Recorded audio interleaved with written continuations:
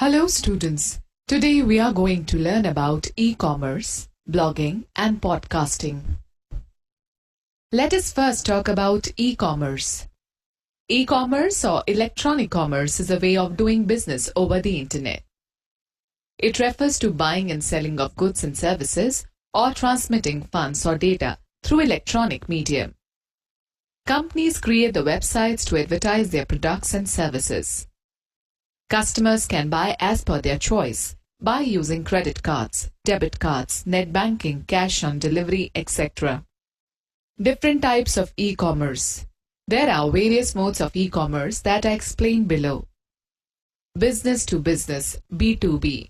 This type of e-commerce involves two companies buying or selling products and services with each other through the internet. For example, a food manufacturer purchasing flour, a retailer buying the end product from the food manufacturer. Business to consumer, B2C. This is the most common type of e-commerce activity.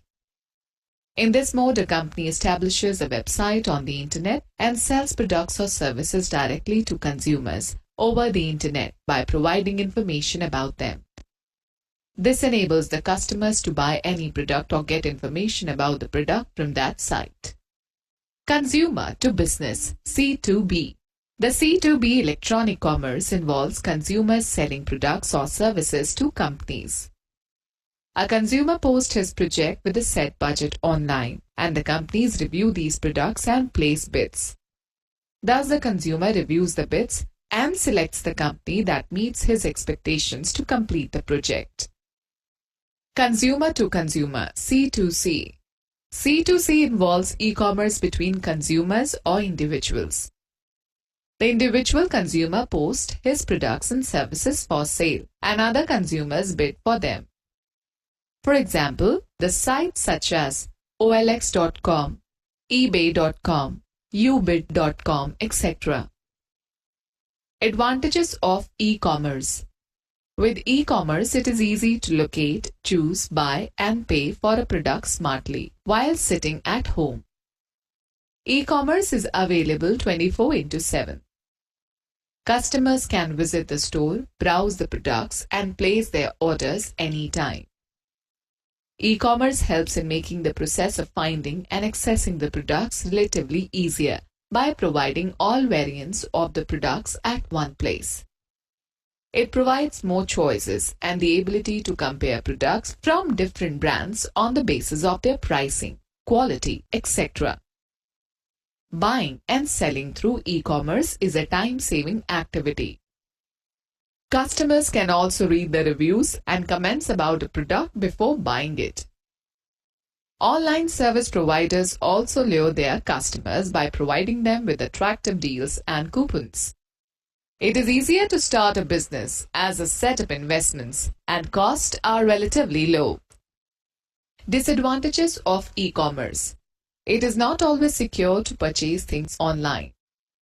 A customer should make a check about the integrity of the service provider before buying and making online payments.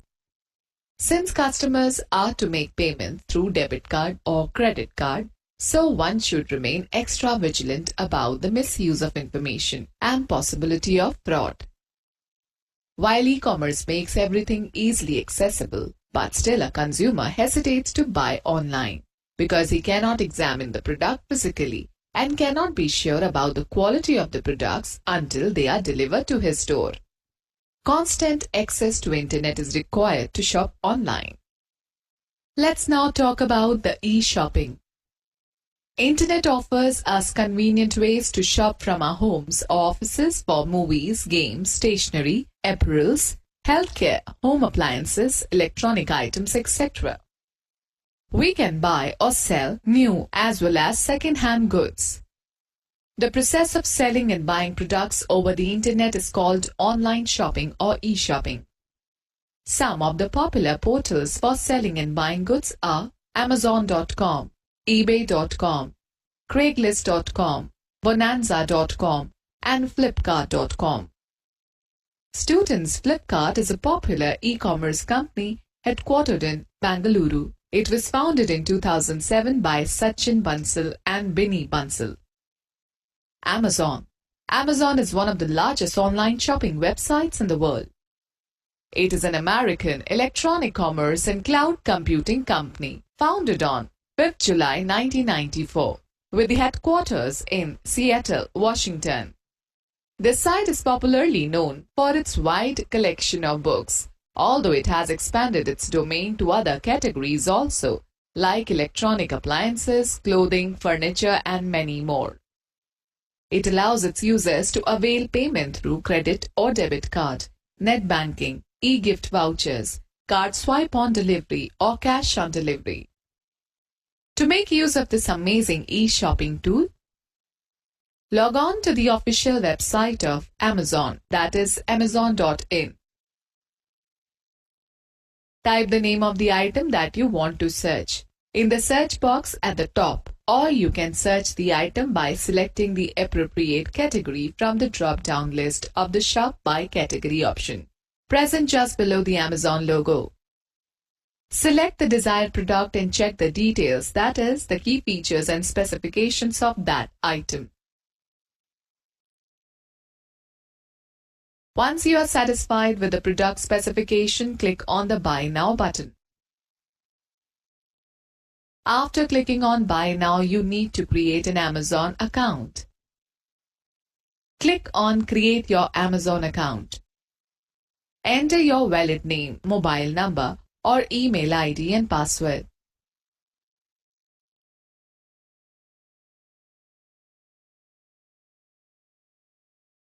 Fill in your address details under the Delivery Address section and click on Continue.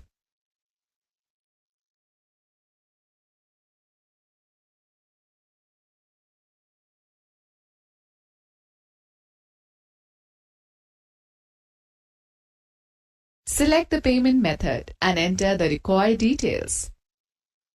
Click on Continue. Review your order details and click on Place your order and pay. You will get a thank you page once the order is successfully placed. Let me give you a tip. Amazon has created different retail websites for different countries to facilitate faster and easy delivery of the products. Example, for India, it is www.amazon.in. For Canada, www.amazon.ca. For America, www.amazon.com, and so on. Students, let me explain you about the modes of online payment. The payments that are made electronically for financial transactions are called electronic payments. These payments are made for e-shopping, e-ticketing, or e-banking, etc. Everything except the physical delivery of products can be done through electronic means on the internet. Customers can choose from several ways to pay for their e-commerce transactions.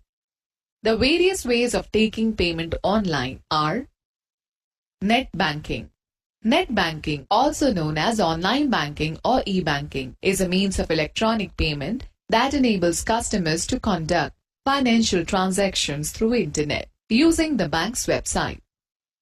To make the use of online banking facility, you first need to register with the bank's website by entering the essential credentials and set up a username or password combination. This way you can verify yourself when carrying out an online transaction. Debit card. A debit card is a plastic payment card that can be used in place of cash when making purchases. When performing a transaction with debit card, you are required to provide the card details to the online shopping service, and the amount gets deducted from the card's holder's bank account immediately. Usually, debit cards allow for instant withdrawal of cash, acting as the ATM card. Credit card. A credit card allows you to borrow money from your bank to make purchases. When a customer makes a payment via credit card, the concerned bank pays on behalf of the customer and allots a grace period of 25 to 30 days to the customer to pay the credit card bill. If you do not pay it back in that period, then you will have to pay interest. Smart card. A smart card resembles a credit card in size and shape. but it processes a financial transaction in a completely different manner. It can be of two types, debit or credit. The cash from the user's bank account is transferred to the smart card. Using smart card, the user can do any type of online transaction. It can also be used to store customers' information in an encrypted form, thereby making it more secure. Visa card is a popular example of smart card. Digital middleman. Digital middleman refers to a company that gathers information about all the companies that provide the similar types of products, cars, home appliances, computer hardware, etc., or services, travel and tourism, hotel stay, and displays the collected information about their products on its website. A middleman facilitates interaction between parties for each transaction, buying or selling, typically for a commission or fee. Electronic wallet. An electronic wallet or e-wallet allows the user to make online transactions through a computer or a smartphone. An e-wallet is usually linked with the user's bank account to make payments such as utility bills, mobile phone and DTH connection recharges, etc. It can be used as a prepaid account in which a user can store money for future transactions. It can also be used to store users' personal information such as card number, PIN, and shipping address, etc. It is also known as digital wallet. It is a secure way of doing online transactions as you are not required to enter your card details. There are many applications which provide electronic wallets like Paytm, MobiKwik, and Freecharge. Students, let's know more. Bheem, Bharat Interface for Money, is an Android application that enables fast, secure, and reliable cashless payments through your mobile phone. The app is directly linked to the user's bank account. It was developed by NPCI, National Payments Corporation of India, and launched by the Prime Minister of India, Narendra Modi, on December 30, 2016. Payment Service Provider.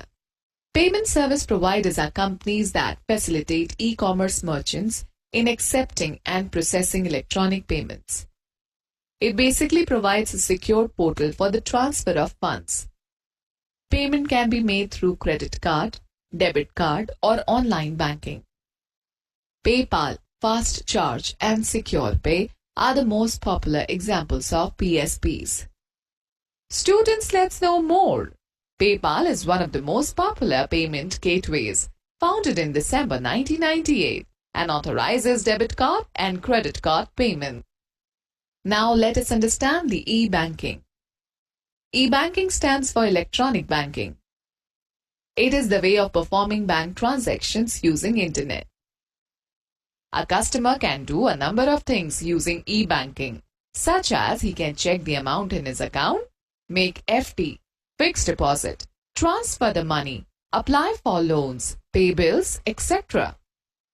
These transactions can be done from any part of the world if you have an internet connection on your computer. E-banking provides 24/7 service during all days of a month. It saves time and helps the bank to reduce the cost of transactions. The steps to perform e-banking are: open the website of the bank, enter username and password, do the appropriate transaction. Some sites providing e-banking are www.statebankofindia.com, www.pnbindia.com, www.hdfcbank.com, etc. Students, let's know more. E-banking can be divided into two categories: transactional and non-transactional. Transactional e-banking involves financial transactions which lead to transfer of money, such as paying bills, account-to-account transfer, etc. In non-transactional e-banking, a customer can perform non-transactional tasks, such as viewing account balance, ordering checkbooks, etc.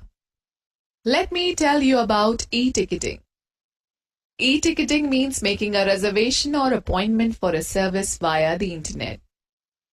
Using internet, we can not only check the availability of seats in bus, train or aircraft anytime, but can also reserve rooms, meeting halls or tables in restaurants.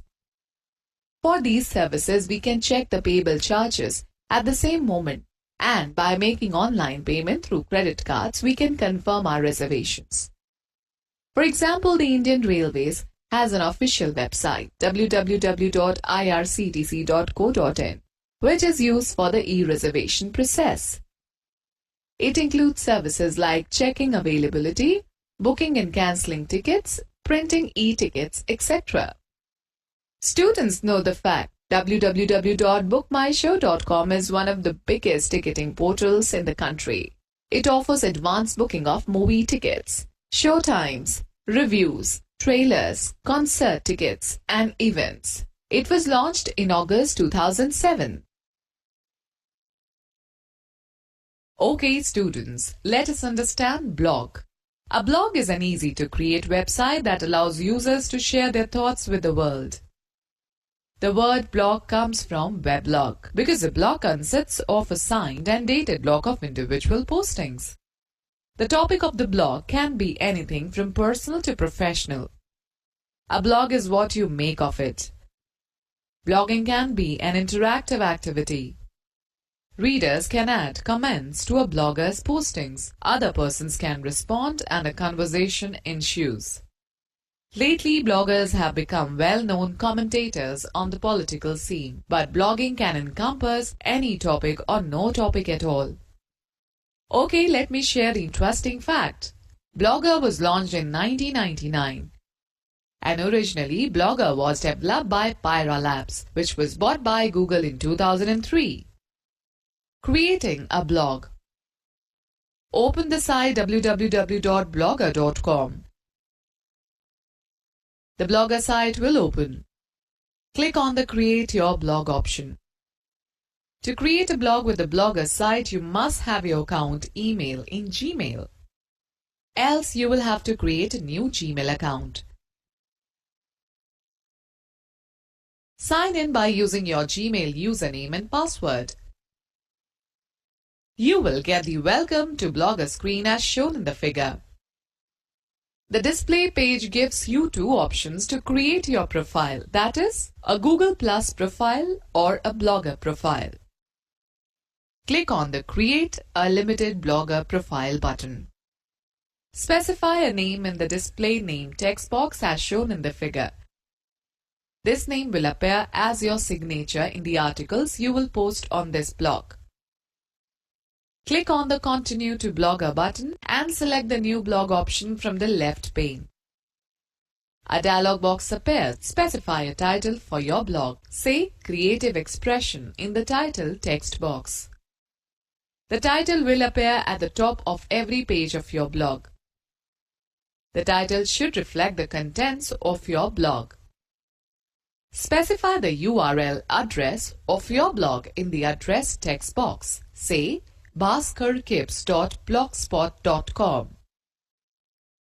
Your blog address URL will be your identity on the web and it will be used to read and link to your blog. Different templates for your blog will be displayed in the same window under the Template section. Select the template of your choice. Click on the Create Blog button. Your blog has been created. To add content to your blog, click on the New Post tab. A new window appears as shown in the figure. In the Post text box, you can enter the title for your blog post. The content, text, images, videos, and web links can be added and formatted in the Content window. To format the text, use the tools in the toolbar displayed at the top of the Content window. This is almost similar to the formatting toolbar available in the Word 2016. Click on the Publish button after typing and formatting the contents. Students, you can easily share your blog with friends and contacts if you have an account on Google+. It helps to increase the number of visitors to your blog and keep your friends updated about your latest articles. Students, let's know more. WordPress and EduBlogs are some popular sites to create free blogs. Viewing and editing your blog. Click on the View Blog tab to view your own blog. You will get a new window. To edit your blog, click on the Edit Post icon. It takes you to the Content window. Make necessary changes in the content and click on the Update button. Click on the View Blog tab again to view the modifications done by you. Similarly, you can add more contents to your blog by clicking on the New Post button. You can use different menu options under the Settings tab from the left pane to edit your profile and blog address, to invite others to view your blog or add them as members of your blog. To change the appearance of your blog, click on the Layout tab. You can add gadgets and add or modify the page elements of your blog. After making the necessary changes, click on the Sign Out button in the Google account thumbnail present at the top right corner of the window. To view your blog, type your URL, for example bhaskarkibs.blogspot.com, in the address bar of the browser and press the Enter key. Your blog will be displayed. Students, let us talk about the web feed. A web feed is a data format used to keep the users abreast with the frequently updated contents of a website. Websites such as news and blog sites, medical websites, etc. keep on updating their content on a regular basis. Using web feeds, you can view information and updates from such sites on a single page without the need of visiting multiple URLs. A web feed usually consists of simple titles, briefly describing the updated content along with a complete description and links to the full content. To access a web feed, you need to subscribe to the website. One of the ways to subscribe to such a website is known as RSS, Rich Site Summary. It allows you to access sources of information called feeds. When you subscribe, you will get a feed, often a series of headlines and brief summaries of all the articles like news headlines, weather report, audio, and video published on that particular web page. Alright students, now let us talk about the podcasting. The word podcast is a combination of two words, iPod and broadcast. A podcast is an audio or video broadcast that is distributed on the internet. It has a similar format as that of a radio or television show. As the distribution medium is internet, anyone can distribute his thoughts and opinions to the world by creating a podcast. Although the term is derived from the word iPod, but you do not need an iPod to listen to a podcast. A podcast can be accessed and downloaded easily on a user's computer or digital media player through the internet. You can easily subscribe to a podcast over the web and use any portable media player on your computer to listen to it. Podcasting facility is free of cost. Podcasting is the process of preparation and distribution of a podcast. The distributor of a podcast maintains a central list of audio or video files on a server. This list can be accessed through internet by using a podcatcher. A podcatcher is an application software that is installed and used by the user to access the podcast files. It also checks the list for any updates and downloads the new files from the internet onto the user's computer. Some of the popular websites that host the podcast are www.buzzsprout.com, www.soundcloud.com, www.podomatic.com, www.podbean.com. Okay students, let us take a recap of this chapter. E-commerce or electronic commerce refers to buying and selling goods and services or transmitting funds or data online. The process of selling and buying products over the internet is called online shopping or e-shopping. E-banking is the way of performing bank transactions using internet. E-ticketing means making a reservation or appointment for a service via the internet. A blog is an easy-to-create website that allows users to share their thoughts within the world. A web feed is a data format used to keep the users abreast with the frequently updated contents of a website. A podcast is an audio or video broadcast that is distributed on the internet. Podcasting can be defined as a series of digital media files which can be accessed and downloaded easily on a user's computer or digital media player through the internet.